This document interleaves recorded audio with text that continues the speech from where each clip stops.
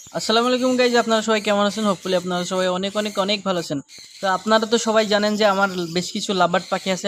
আমি লাস্ট 1 বছর ধরে নতুন খামারের কাজ শুরু করি। তখন আমার লাভবার্ডের সেটআপটা আমি সরাই ফেলি। তো সমস্ত পাখি কিন্তু আমি এক জায়গায় রাখতাম। আপনারা দেখছেন এর আগের ভিডিওতে, হয়তো পাখিগুলো ভালো যত্ন হচ্ছিল না, কারণ খামারটা অনেক ছোট ছিল আর পাখি অনেক বেশি হয়ে গেছিলো। তো ফাইনালি প্রায় 8-9 মাস পরে কিন্তু তাদেরকে আজকে নতুন সেটআপে দিব, নতুন খাঁচায় দিব।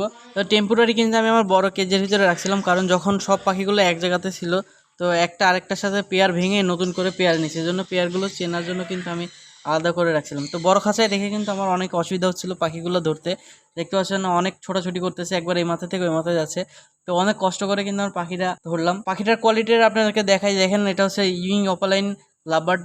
কালারটা কিন্তু অনেক জোশ আসছে। তো চলুন আমরা ওর নতুন কেজে দিয়ে দিব। তো দেখুন ওর কেজি কিন্তু দিয়ে কিন্তু ওর যে পেয়ারটা আছে পেয়ারটার সাথে কিন্তু অনেক ভালো মানাচ্ছে।